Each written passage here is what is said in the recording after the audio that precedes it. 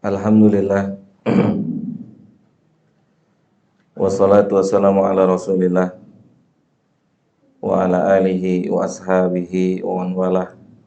Amma ba'd. Baik jamaah yang dimuliakan oleh Allah Subhanahu wa taala, kita lanjutkan kajian kita malam hari ini dari pembahasan Kitab Tauhid karya Fadilatul Syekh Shalih Fauzan Al-Fauzan hafizahullahu taala.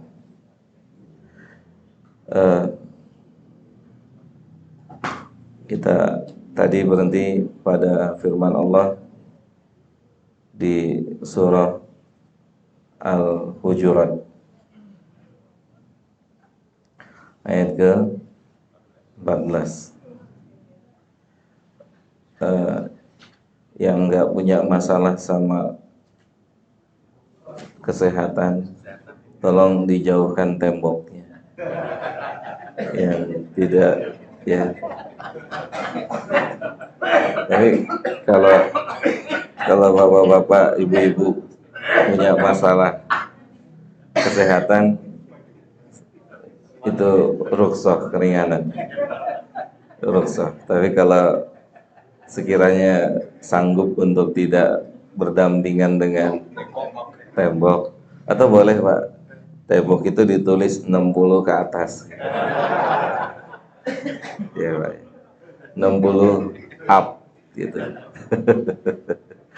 Ya. Baik, kita mulai. Jadi di dalam surat Al-Hujurat ini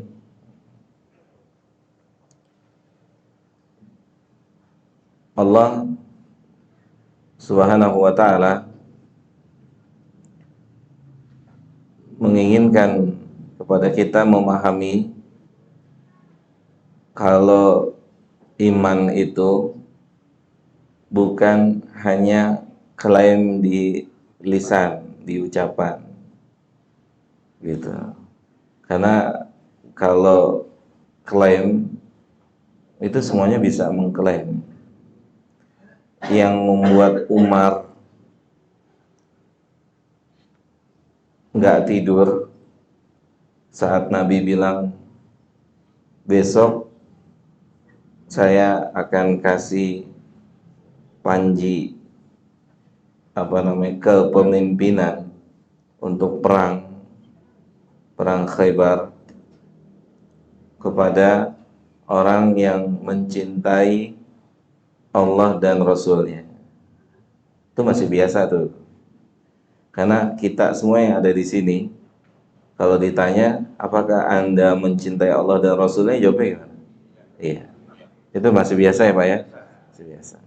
Tapi ucapan berikutnya tuh yang membuat Umar dan sahabat-sahabat lainnya jadi tegak berdiri, itu kata Nabi, dan dia dicintai oleh Allah dan Rasulnya.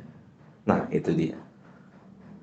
Umar tuh sahabat yang gak punya ambisi terhadap jabatan, kecuali hari itu.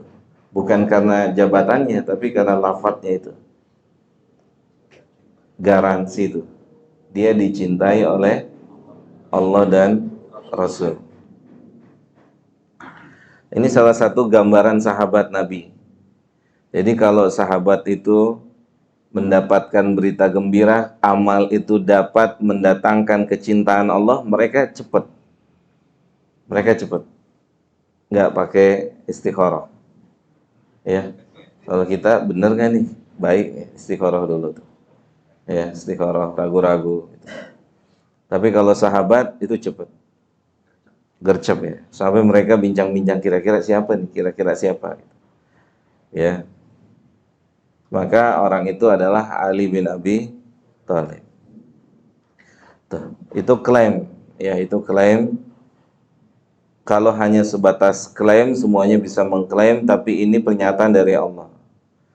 Ya, Kemudian juga tadi saya sebelum sholat isya saya tanya, apakah kita remedial atau enggak gitu ya. Remedial ya? Setiap hari kita remedial. Setiap hari. Kalau ada di antara kita menganggap enggak remedial, berarti dia lebih hebat dari Abu Bakar. Kan setelah Hanzalah bilang saya munafik, kemudian kalau kenapa alasannya kalau dia pulang ke rumah lo pulangnya. Ke rumah ketemu istri sama anak. Gimana kalau udah berinteraksi dengan apa? Di luar sana, di kantor, ya, di rumah aja udah mulai goyang di rumah. Gimana masuk dunia perdagangan, perkantoran, gitu ya, dan seterusnya. Terus Abu Bakar bilang apa? Setelah Hanzalah menjelaskan, Abu Bakar bilang apa? Wa ana kadzalik. Saya juga begitu. Tuh. Saya juga begitu sama. Remedial. Terus kalau kita mengklaim tanpa remedial, untung mantra nggak ada nih. Kalau ada mantra, sombong amat. Sombong amat. Ini levelnya Abu Bakar. Kalau dia mau bikin spanduk di rumahnya kayak gini, Abu Bakar, penghuni surga. Pantes ya? Pantes aja. Kenapa emang?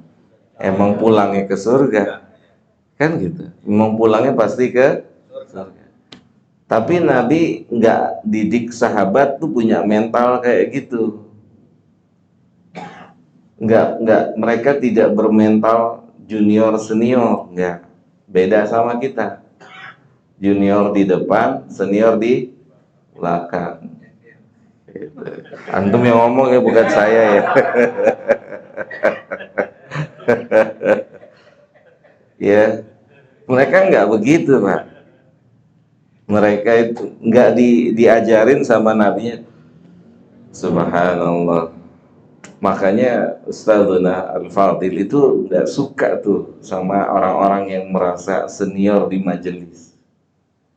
Ya, kalau yang suka datang di kajian hari Sabtu tahu, Ustadz nggak suka sama orang yang merasa senior.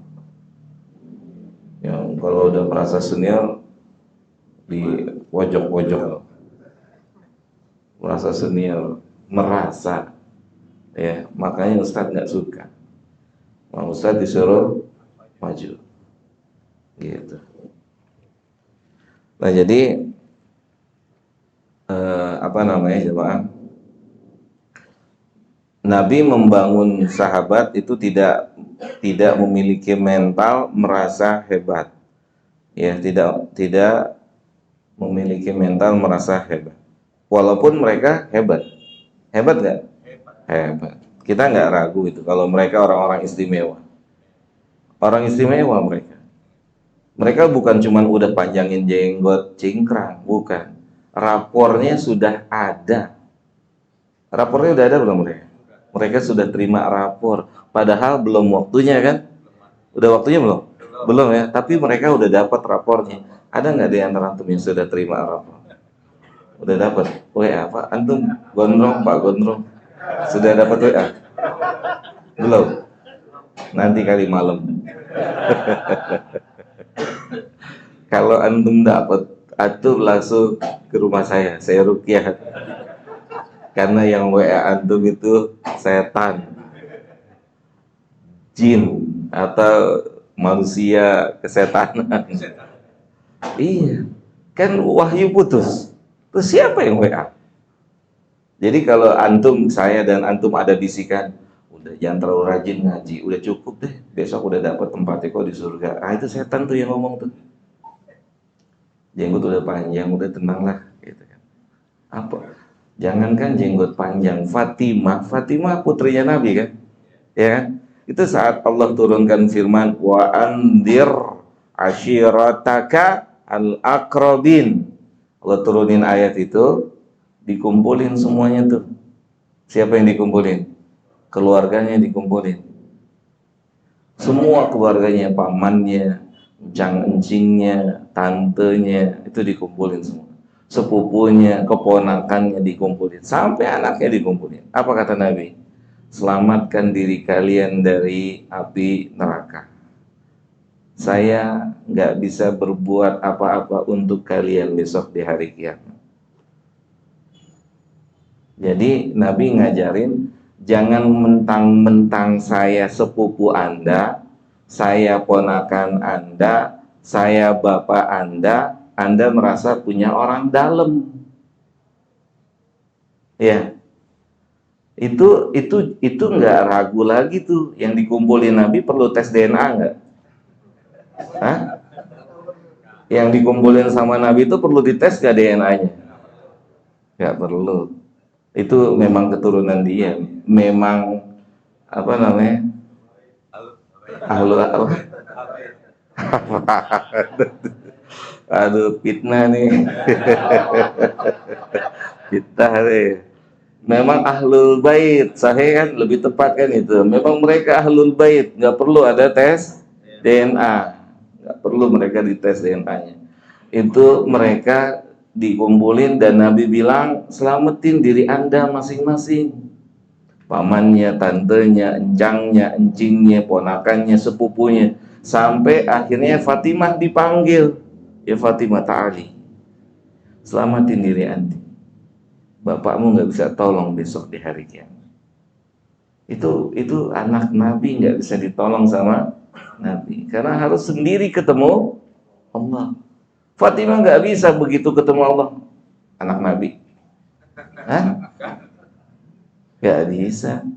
Ya, Allah juga tahu, nggak usah dikasih tahu. Ya kan? Tahu nggak? Ini tahu.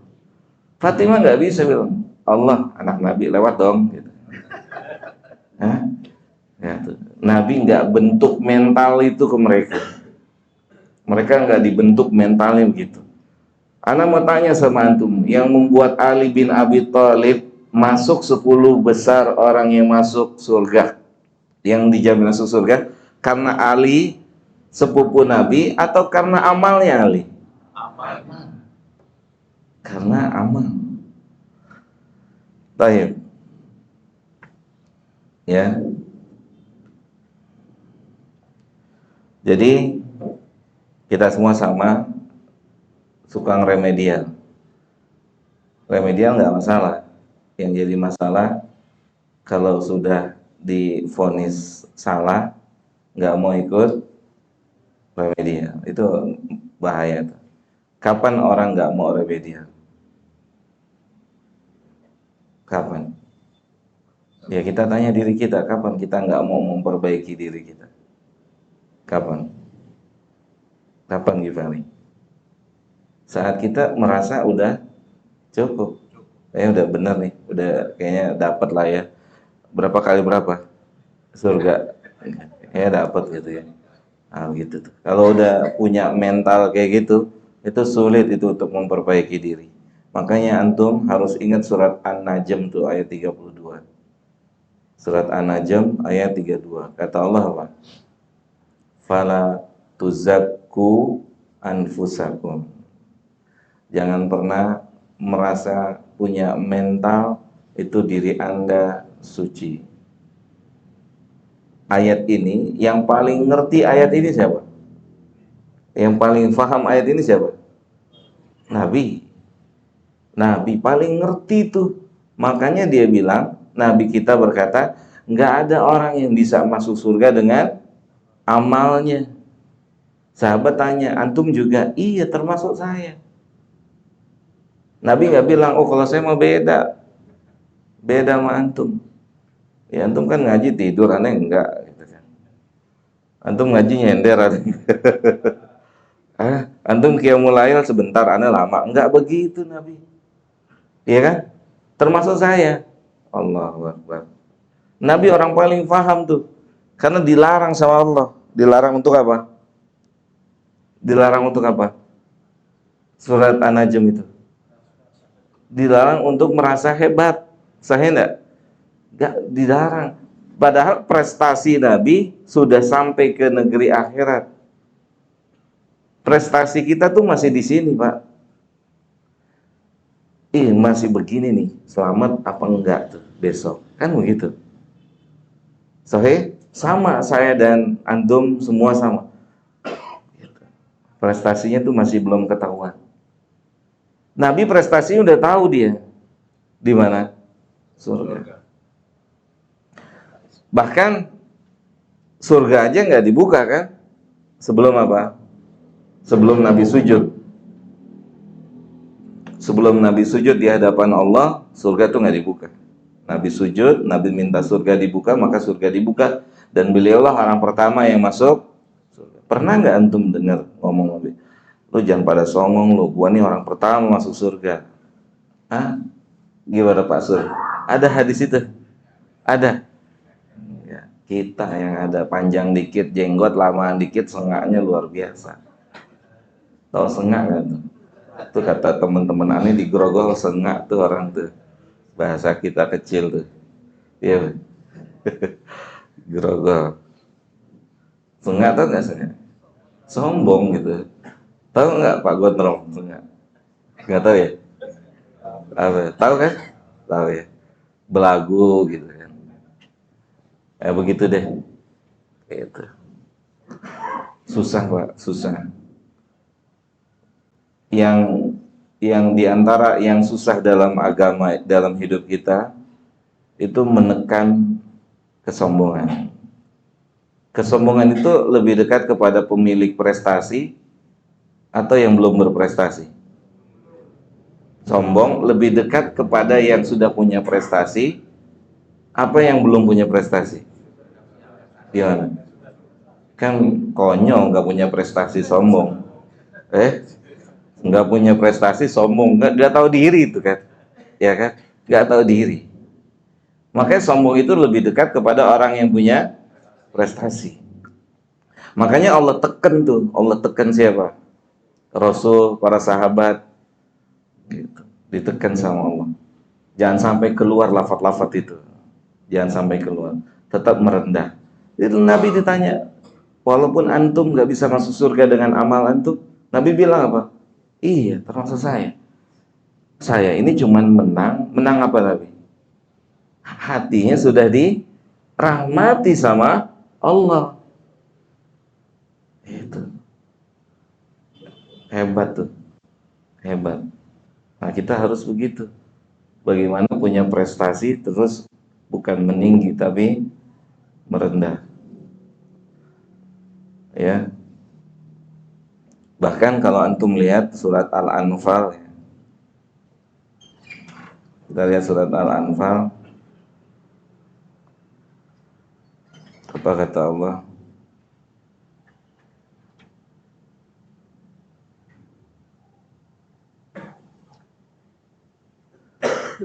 Dalam surat Al-Anfal ayat ke-17.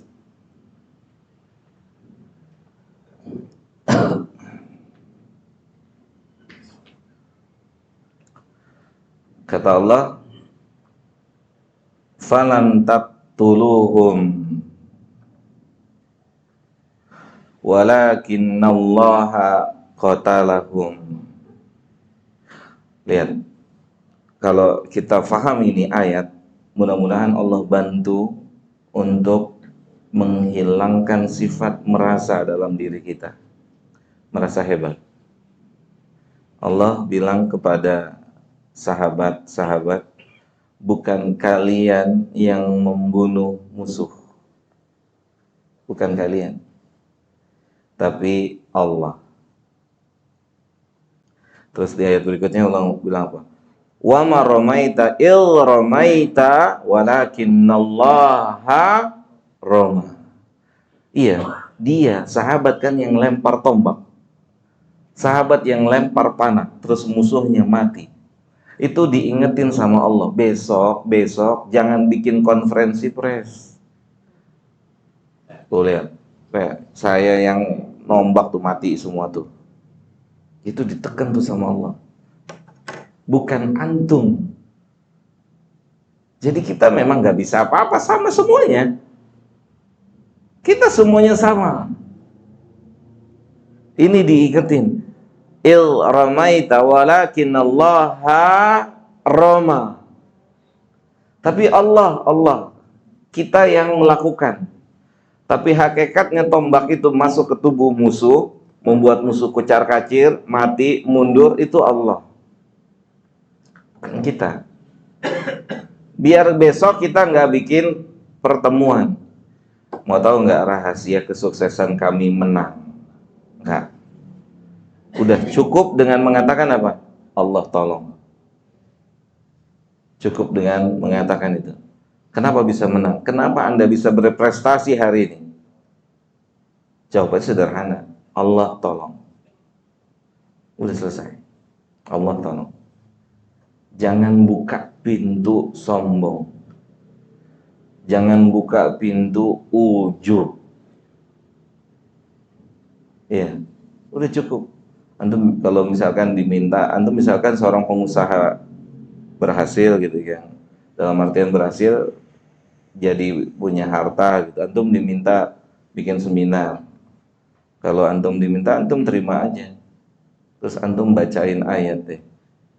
Wa may yattaqillaha yaj'al lahu makhraja wa yarzuqhu min haitsu la yahtasib. Jadi rahasia kesuksesan saya adalah karena ditolong sama Allah. Peserta seminarnya kecewa nggak tuh? Gue udah bayar mahal-mahal, ya kan? Nggak diceritain kronologi dari awal sampai dia sukses. Jujur ya, antum ikut seminar begitu diceritain dari awal sampai akhir, terus antum ikutin, antum bisa rizkinya kayak dia. Hah? Lupa, malaikat kan gak janjian nyatetnya dulu. Hah? Nyatet rizki si fulan sama si fulan. Bisa jadi beda. Jelas? Step demi stepnya diikutin tuh. Dijelasin, dipaparin. Atau yang paling sering cepat kaya ala Abdurrahman bin Auf.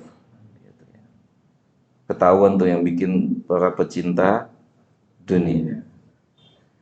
Gitu. Dibikin bukan sah-sah saja, silakan bikin. Tapi tanya sama peserta seminar itu, setelah itu dia jadi kaya kayak Abdurrahman bin Auf gak? Jelas ya? Udah cukup sederhana, saya bisa seperti ini karena Allah yang tolong. Sederhana. Jadi Anda harus perbaiki hubungan Anda dengan Allah. Jadi ditutup pintu apa? Pintu sombong, pintu merasa, pintu ujub. Ayat ini lebih tegas lagi. Bahkan dalam kitab Ad-Da'wa Dawa, Imam Ibnu Qayyim itu membawakan perkataannya Umar. Umar berkata kepada kaum muslimin. Kata Umar, kalian menang kali ini atau setiap kemenangan kalian itu bukan karena jumlah kalian banyak, bukan karena kalian hebat. Itu ditekan tuh. Tapi kita menang karena Allah yang tolong. Kan susah. Begitu punya prestasi, menisbatkan prestasi itu kepada Allah susah. Yang diingat apanya? Kerja kerasnya. Ya. Yang diingat apanya? Begadangnya. Yang diingat apanya? Panas-panasannya, hujan-hujanannya.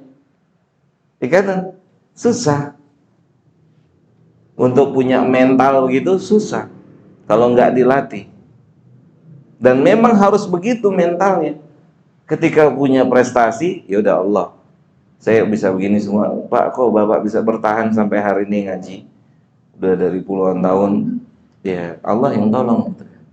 Udah Allah yang tolong. Ya.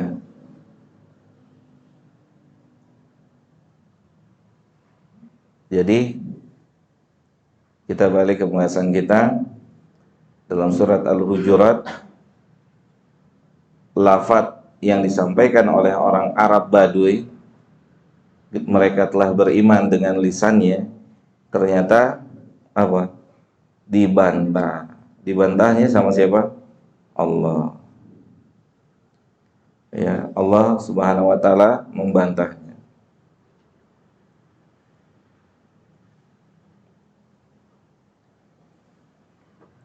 Tapi alhamdulillah bantahan itu masih ada di dunia ini. Sehingga masih bisa memperbaiki. Ini Pak, lihat. Kalau antum berhenti belajar, itu akan menghasilkan merasa hebat. Percaya nih. Antum putuskan pensiun belajar, itu yang akan main dalam jiwa kita setan. Udah kan, udah cukup. Udah lama juga kan antum ngaji. Jadi udah cukup lah, jangan ngaji-ngaji lagi. Seminggu sekali aja cukup, atau sebulan sekali gitu. Yang main setan tuh akan merasa sudah menguasai ilmu. Tapi kalau antum berdoa minta tolong sama Allah, terus belajar, yang akan ada dalam diri kita, ya Allah, banyak amat kekurangannya. Coba deh, kalau antum jujur dalam belajar ilmu, setiap hari antum berinteraksi dengan ayat dan hadis, isinya kan koreksi. Sahih enggak? Isinya apa? Koreksi. Kita dikoreksi. Maka orang yang belajar agama itu dari rumah itu harus kuat mentalnya, karena dia akan dikoreksi oleh siapa? Oleh ayat dan hadis. Dia akan dikoreksi tuh setiap hari. Dia dikoreksi, dikoreksi, dikoreksi. Kita contohin deh, misalnya gini. Misalnya kita lihat surat Al-Furqan.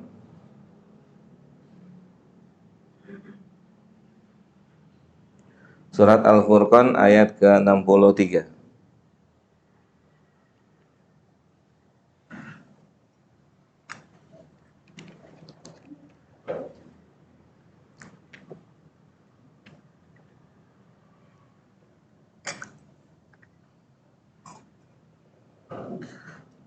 Kata Allah, wa ibadur rahman, hamba-hamba Ar-Rahman, hamba-hamba Allah itu punya karakter. Hamba Allah itu punya karakter. Jenggotan, cingkrangan, itu bukan? Atau melihat tuh? Wa ibadur rahman alladzina yamshuna 'alal ardi hauna. Itu karakter itu. Dia kalau berjalan itu rendah hati. Ini karakter. Ini karakter. Kita dikoreksi sama ini ayat. Kalau kita punya karakter arogan, kalau kita punya karakter selalu mau menang sendiri, kita telah dikoreksi dengan ayat ini. Saya mau tanya, ayat ini turunnya kemarin atau minggu yang lalu? Hah? Kemarin atau seminggu yang lalu? Gimana Gifari? Ayat ini kapan turunnya? Saat zaman Nabi, di zaman Nabi. Ayat ini mengkoreksi kita.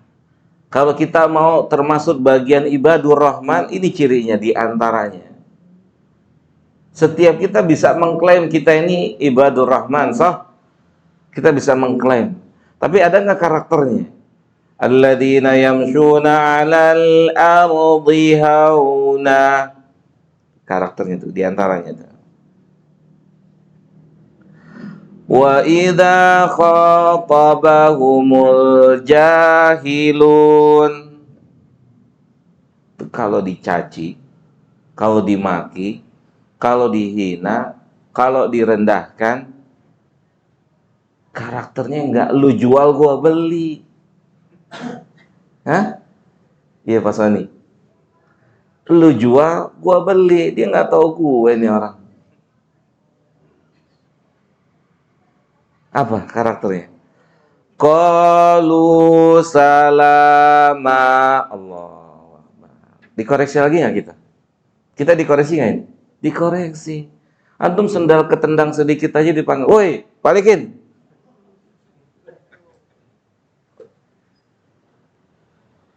Kan begitu. Kalau ayat nggak mengkoreksi kita, jangan-jangan kita cuma baca dengan mata kita. Tapi hati kita tidak dapat pelajaran.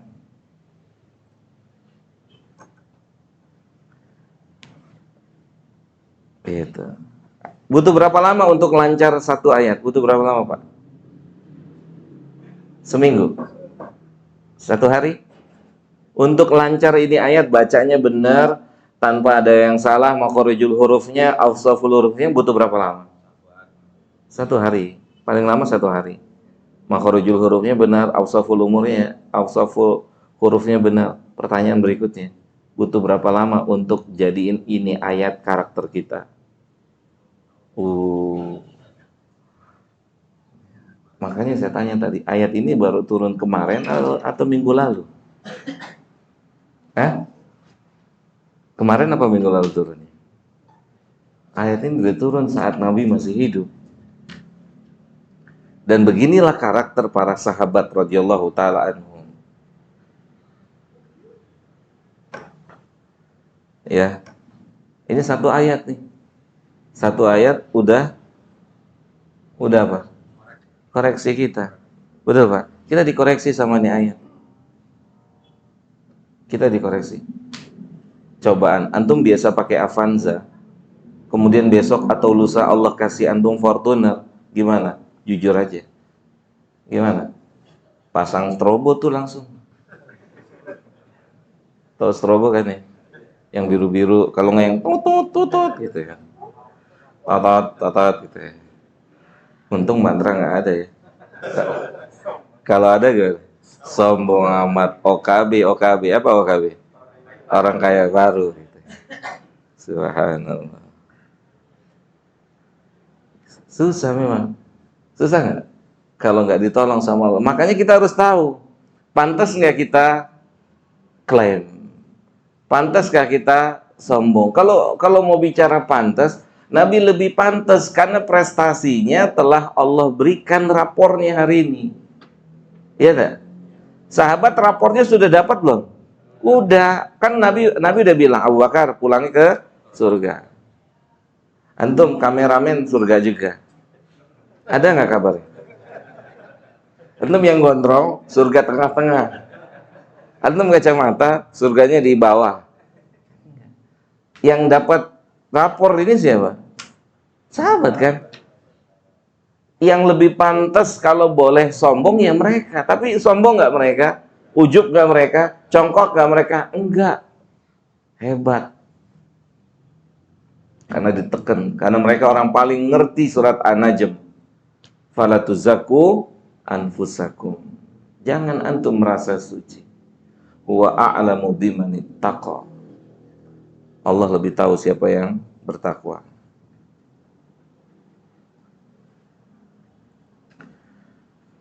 Taib. Jadi jemaah yang dimuliakan oleh Allah,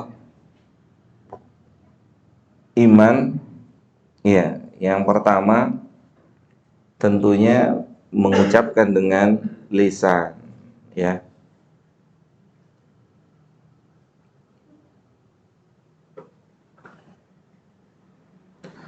Tapi pengucapan dengan lisan tidak langsung diklaim. Nanti antum akan dapat definisi antum atau pernah dengar definisi ta'riful iman.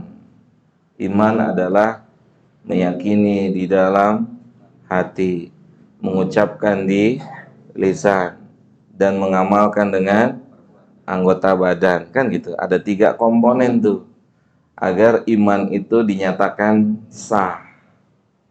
Ada 3 komponen tuh.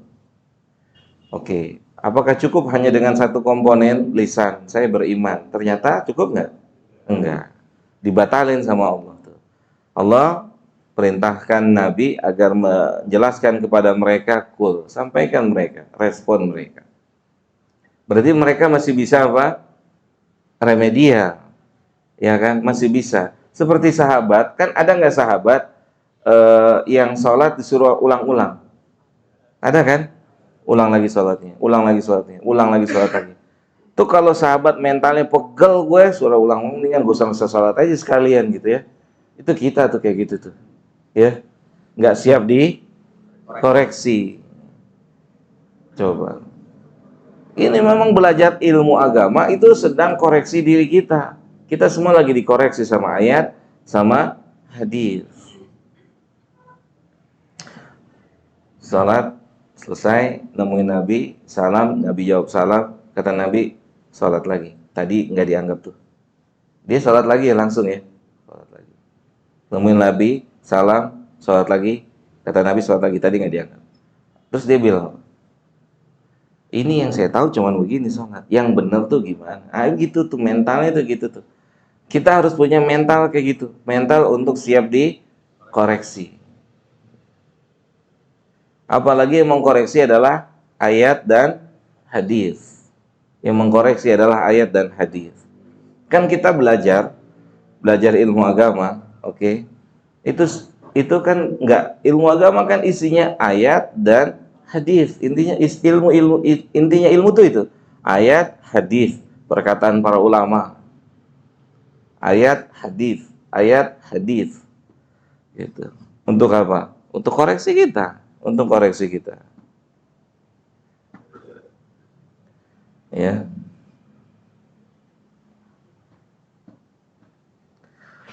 Allah jawab, "Kul lam tu'minu." Katakan Muhammad sama mereka, sampaikan pada mereka. Kondisi mereka belum sampai tahap beriman. Kondisi mereka belum sampai tahap beriman. Kul lam tu'minu. Kenapa, Pak? Karena orang Arab Baduy itu kan baru turun, Pak. Baru dari sisi usia hijrah itu mereka orang baru. Manggil Nabi aja Muhammad. Hah? Kalau antum temuin hadis, nanti antum baca hadis, ada orang panggil Nabi ya Muhammad, Arab Baduy itu. Arab Baduy. Karena orang yang sudah tinggal berdekatan dengan Nabi, mereka dilarang panggil Nabi dengan nama. Mereka harus panggil nubuah atau risalah. Ya Nabiullah atau ya Rasulullah. Jika kita menemui di satu hadis ada yang bicara sama Nabi seperti banyak kisah-kisah itu. Dimam bin Sa'labah datang nemuin Nabi SAW, mana cucunya Abdul Muthalib. Dia datang ngomong gitu. Dia datang ke Masjid Nabawi, kendaraannya diparkir, diikat. Dia bilang ke majelis, mana cucunya Abdul Muthalib. Kalau antum ada di situ gitu, ini orang kurang ajar nih, siapa nih? Cuman lihat hebatnya sahabat itu, tahu mereka di situ ada Nabi, orang yang paling berhak ngambil kebijakan. Hebat mereka, hebat. Jadi kalau kita punya satu kendala, satu masalah, ini ilmu jamaah. Antum rujukannya orang besar. Orang besar bicara apa tentang masalah ini? Kalau dia nggak bicara, udah sukut, kita diem. Paham?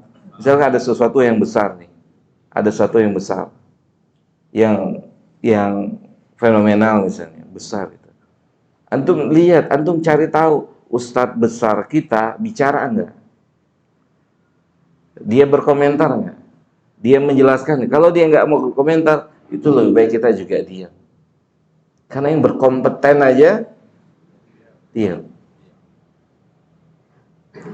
Nanti jadi ruwaibidah. Jadi ruwaibidah. Siapa ruwaibidah? Orang kecil yang bicara masalah yang biar orang mereka pembesar-pembesar, ulama, ustadz-ustadz senior kita, ulama-ulama yang besar. Kalau masalah-masalah besar, biar mereka yang bicara. Ya.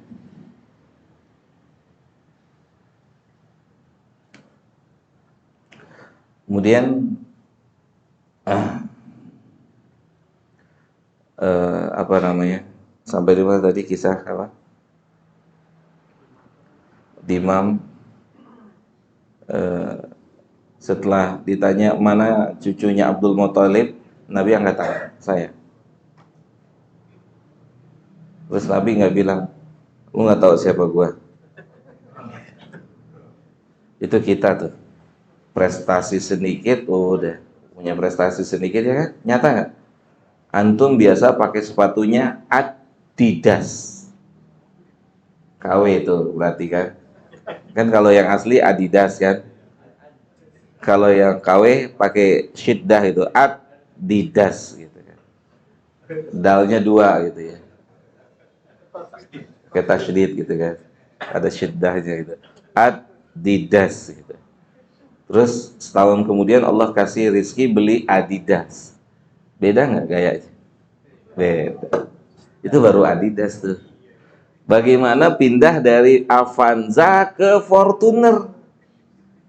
Nggak ditegor. Hah? Dia nggak? Beda nggak? Beda. Sini, di sini beda nih. Parkir aja nggak mau dibarengin. Hah? Real, nyata? Susah memang gitu. Saya, antum, ente, cucunya Abdul Muthalib, benar.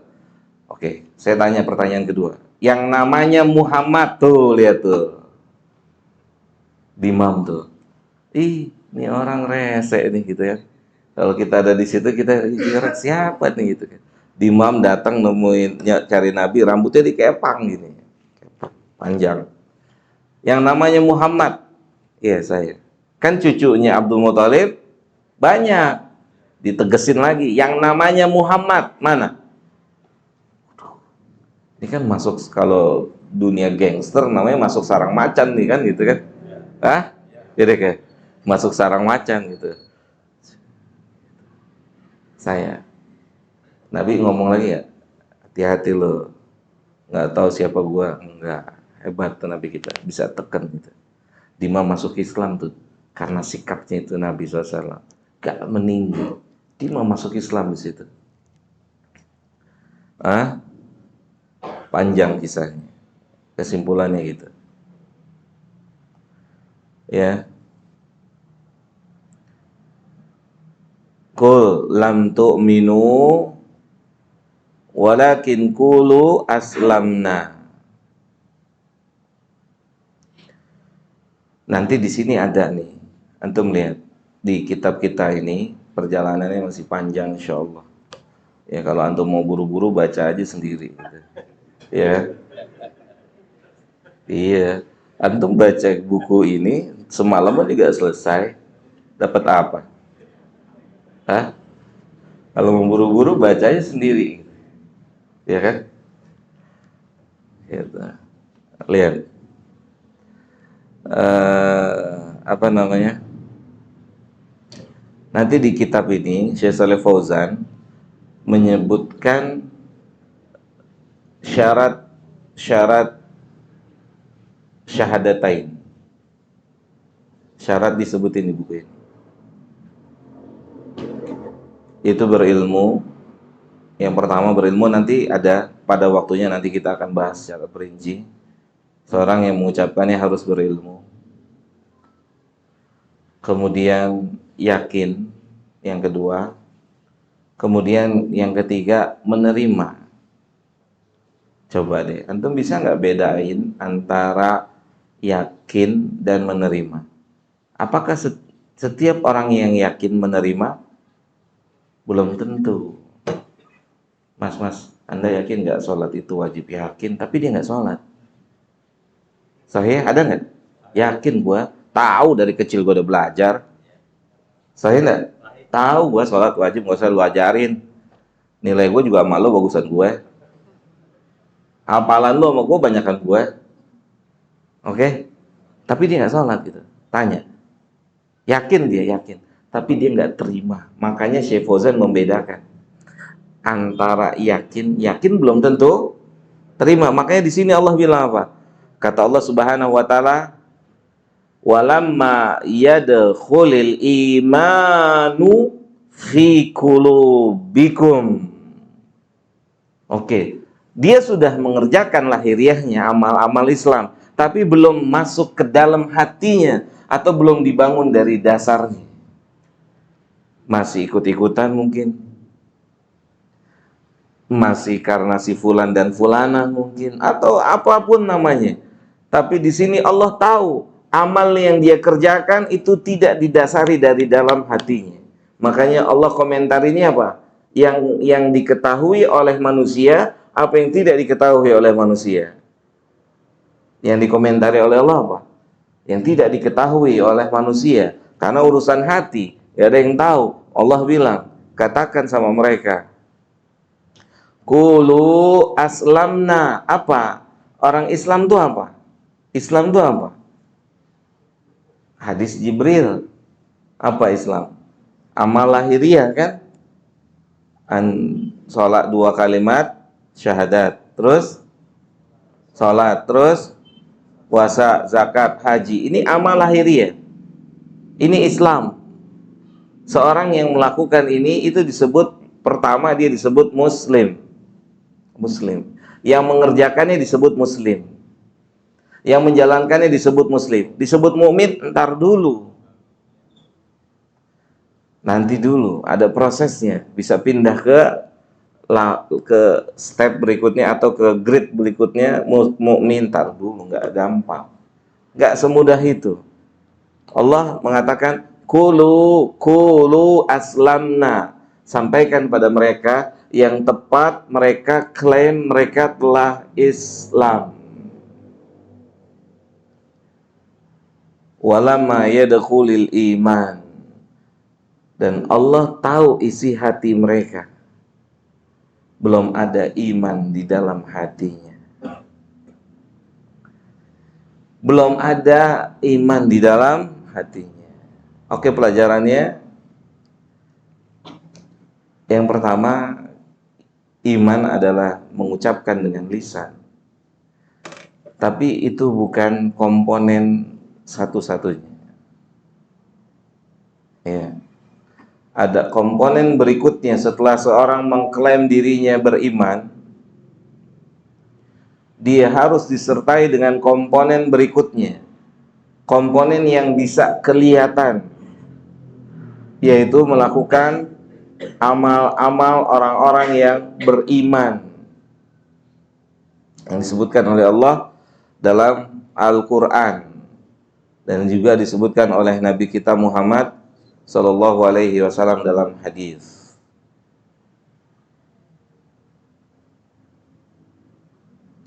Lihat,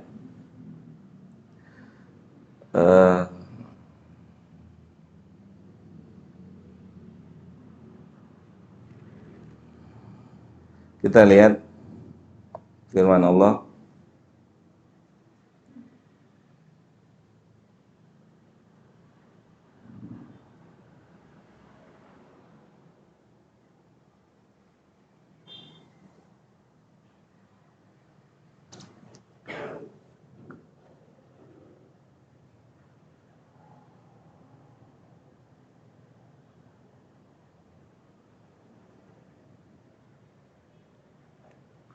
Di surat An-Nisa ayat ke-65.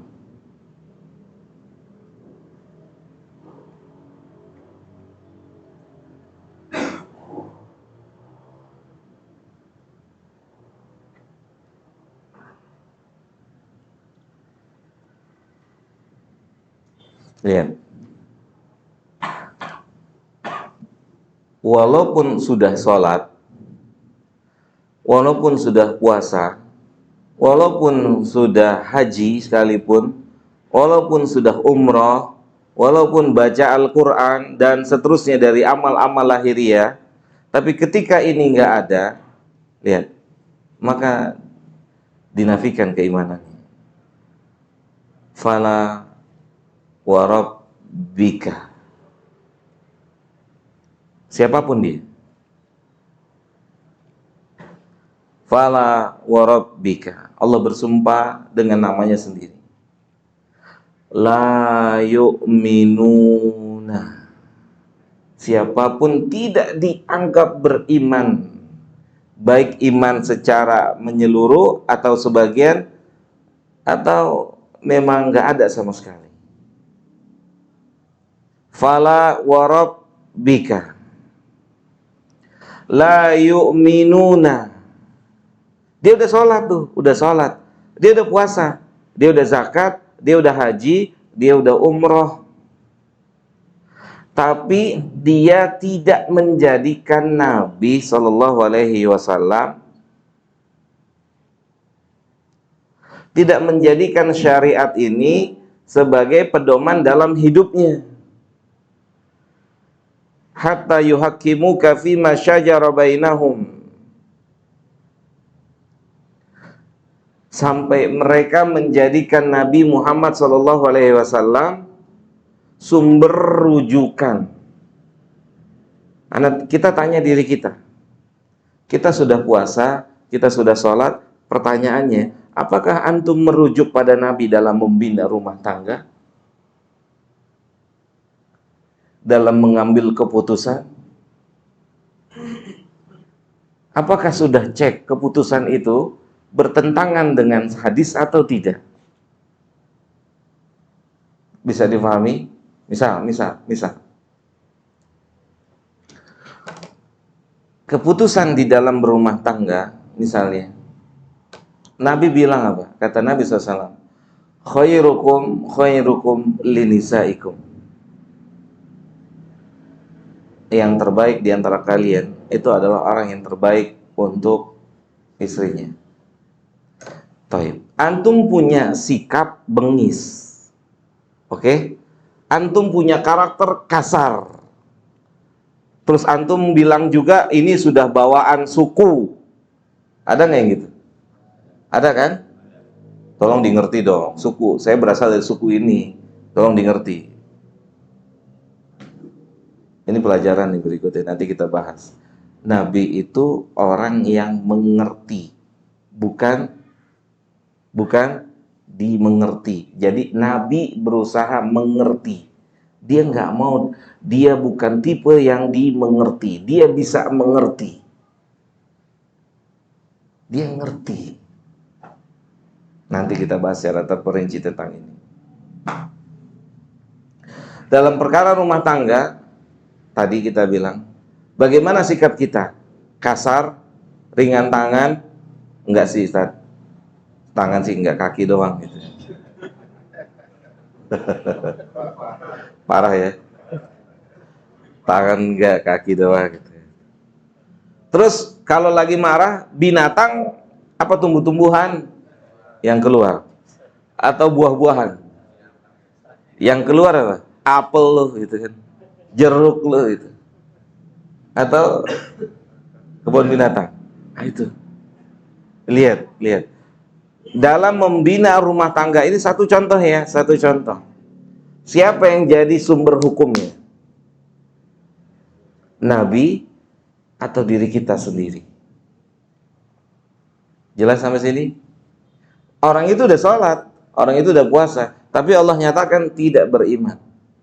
Bisa tidak beriman sama sekali, bisa dia punya iman tapi kurang, atau tidak sempurna, sampai Nabi dijadikan sumber patokan dalam rumah tangganya. Bagaimana Nabi? Nabi kan pengajar untuk kepala rumah tangga dan ibu rumah tangga, sahih enggak? Nabi mengajar menjadi kepala rumah tangga dan dia juga mengajar bagaimana menjadi ibu rumah tangga. Sahih enggak? Ada enggak hadisnya? Lihat dong kata Nabi.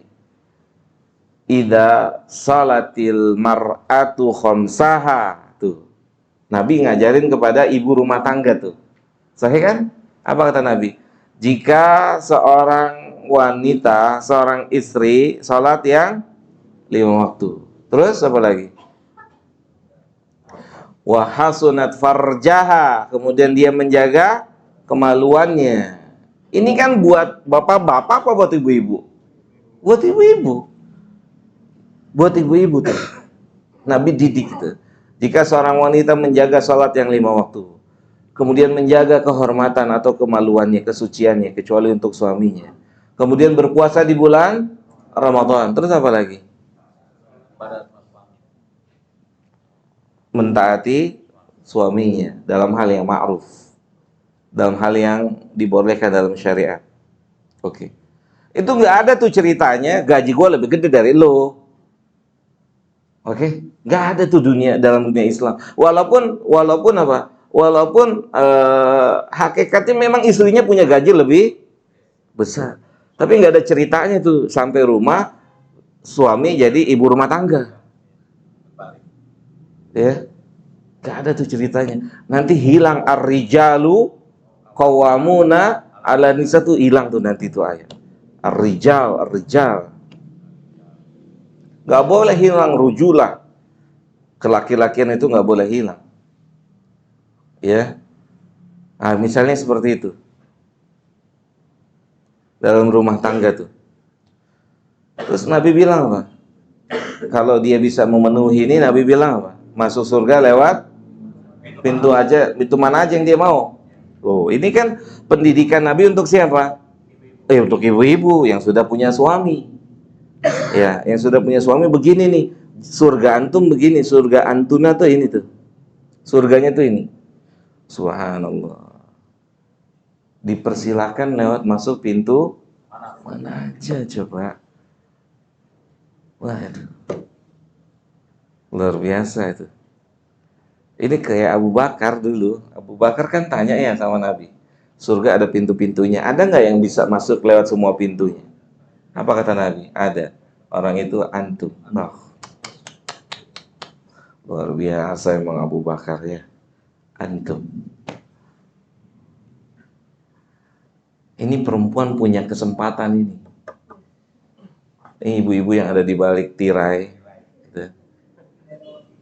Nenek-nenek ya. Ya. Ini kesempatan, subhanallah. Ini sholat 5 waktu, puasa Ramadan, jaga kemaluannya, kehormatannya, taat sama suami dalam hal yang ma'ruf. Nah, suami juga nggak bisa semena-mena. Boleh sang istri tidak mentaati suami. Boleh, misalkan istrinya mau keluar terus disuruh lepas jilbabnya, itu cuman ke warung doang, nggak usah pakai jilbab, nggak apa-apa gitu kan. Misalnya gitu. Boleh itu tidak ditaati.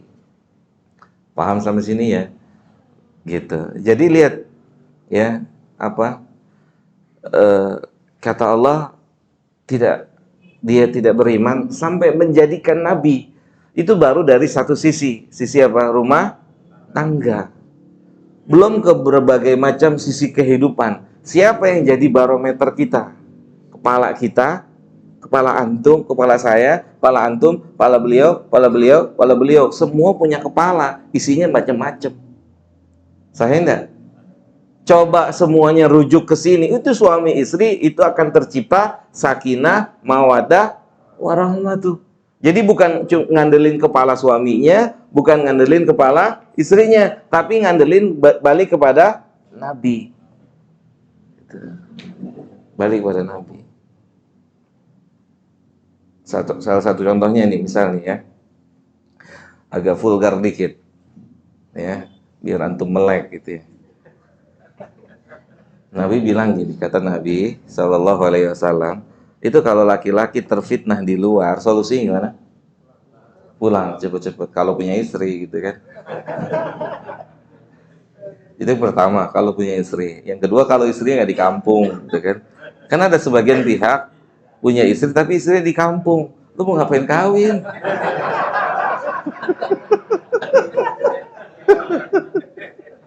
Aduh. Subhanallah. Ya, apa? Berarti.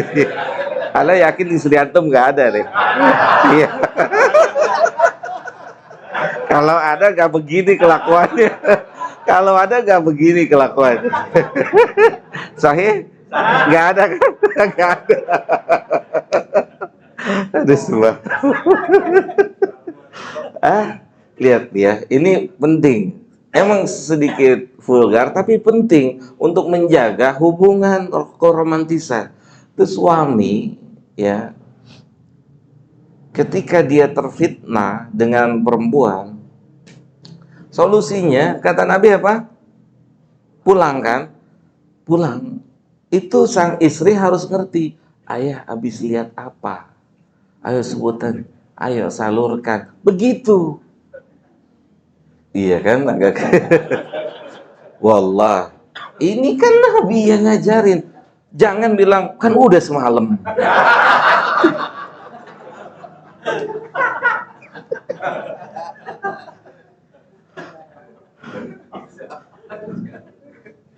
Loh, saya berumah tangga. Saya ngobrol sama istri saya. Wallahi, saya ngomong sama istri saya. Nah, saya tanya, silakan ibu-ibu cek tanya istri saya. Saya bilang, itu saya tanya sama Ustadz senior. Senior, saya tanya. Ustadz, antum bisa bertahan satu. Antum bisa bertahan dengan satu istri. Gimana, Ustadz? Di antaranya, istri saya selalu siap saat saya mau berhubungan. Kan itu akan tersalurkan, jujur aja, kepala antum kan jadi fresh. Saya enggak. Coba dia bilang, enggak, udah capek gua. Gimana? Macem-macem tuh kepala tuh. Kawin lagi. Ya jujur, lu kan laki-laki semua. Antum kan laki-laki. Sahih kan? Begitu. Anak tanya sama Ustadz senior, Ustadz sepuh, ya, anak tanya, Ustadz kok bisa bertahan satu, Ustadz? Di antaranya, katanya istrinya selalu siap. Karena memang itu. Karena rumah tangga kan di antaranya itu. Kan Allah sendiri datangkanlah di mana kamu kan hartulakum kan kata Allah kan. Silakan datang. Apalagi lagi datang apa syahwat. Pulang. Yang repot tadi pulang bini nggak ada gitu kan. Yang ada ngeliatin pelafon deh gitu kan. Pelafon. Pelafon bolong. Oke, lihat. Ini tapi ini untuk menjaga. Terus anak tanya, wallah, anak tanya sama ustadz yang poligami. Yang poligami. Ustadz, gimana antum poligami? Iya, jadi dia bicara sama istrinya, dia bilang, ini bukan satu, dua, tapi beberapa ustadz yang melakukan ini. Jawabannya apa? Karena istri gak bisa melayani terus. Terus suami bilang, kamu mau saya maksiat? Kamu ridho saya bermaksiat sama Allah? Udah akhirnya sang istrinya membolehkan. Itu kan di dalam dunia Islam. Itu kan harus diapain? Harus dijaga. Gitu. Harus dijaga, harus diikuti. Jadi bukan untuk menjaga keharmonisan rumah tangga, itu bukan gimana saya, gimana dia, gimana suami, gimana istri, bukan, tapi petunjuk syariat. Kan ya kata Nabi, itu kalau lagi datang maunya laki-laki, itu istrinya lagi masak, suruh lanjutin masak apa udahan dulu? Oh, cepet amat jawabnya.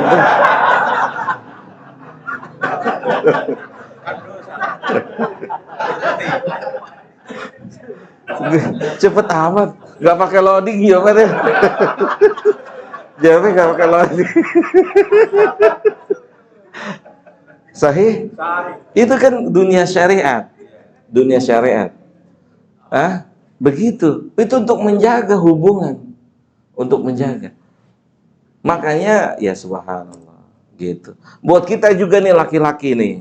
Kali ini buat perempuan. Ntar dia kecil hati gitu kan. Buat kita laki-laki. Nabi di rumah ngapain? Tidur? Nabi di rumah ngapain? Nabi ngebantuin istrinya tuh kerjaan rumah tuh. Nah lu, ayo bu, sorak-sorak bu. Gantian. Nabi di rumah itu dibantuin tuh kerjaan siapa? Istrinya tuh. Nabi nggak punya prinsip, gue kan udah capek di luar, jadi lu aja yang kerjain. Enggak. Itu prinsip kita. Saya enggak. Prinsip kita kalau udah masuk rumah, jangan ganggu ya. Itu kan prinsip antum. Nabi begitu nggak prinsipnya? Antum baca aja riwayat dia ngapain di rumah. Ngapain John? Dia ngebantuin pekerjaan istrinya. Keluar lagi kapan? Ketika azan dia keluar, Nabi kita Sallallahu Alaihi Wasallam. Itu. Jadi seimbang. Jadi keharmonisan rumah tangga itu bukan gimana saya, gimana kamu, gimana aku, gimana kamu, tapi gimana Nabi Sallallahu Alaihi Wasallam. Yang mandi bareng, ih apaan sih? Nabi mandi bareng. Saya enggak pernah nggak mandi bareng? Ya Allah, nggak pernah. Ya salah. Atau udah sesepuh ini nggak pernah mandi bareng? Ya salah.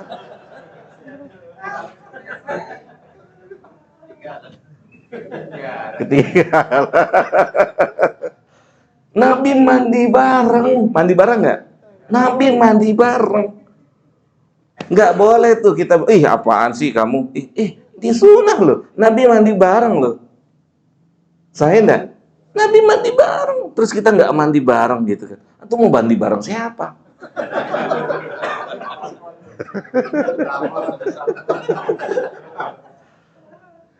Itu. Makanya hidup ini baru satu sisi loh hubungan rumah tangga. Belum kita bagaimana mengatur manajemen tetangga kan begitu. Bertetangga gimana? Nabi atur nih kalau ada rumah, ada apa namanya? Pohon ya. Punya tetangga menjulur ke rumah kita, tuh diajarin tuh sama Nabi tuh. Bagaimana kita potong, apa kita biarin? Itu ada keterangannya. Terus kalau kita lagi masak, ya kan? Lagi masak, ada nggak petunjuk Nabi? Itu. Nggak, bukan lakum dinukum waliyadin. Ya kan? Minimal apa kata Nabi? Ini asapnya doang kecium gitu kan. Makan sate atau duren tuh kan. Pas pagi-pagi tetangganya ngelihat penuh montong gitu kan. Di tempat sampah. Tetangganya cuman kebagian aromanya. Udah ngaji belum? Bukan murid saya itu, saya. Kan Nabi yang ngajarin, so? Itu dalam semua. Gitu. Oke, dalam belajar dan seterusnya. Saya rasa cukup dulu ya, kasihan antum. Kali ada yang mau mandi bareng gitu ya. belum terlalu malam. Ya, kan Nabi kita yang melakukan. Sahih? Nabi Sallallahu Alaihi Wasallam. Ya. Semoga ada manfaatnya buat kita semua. Semoga Allah berkahi kajian kita di malam hari ini. Semoga Allah tambah nikmat untuk kita, nikmat beribadah terus sampai kita menjumpai Allah Subhanahu wa taala. Wassallallahu ala nabiyyina Muhammadin wa ala alihi wa sahbihi ajmain. Subhanakallahumma bihamdika asyhadu an la ilaha illa anta astaghfiruka wa atubu ilaika. Assalamualaikum warahmatullahi wabarakatuh.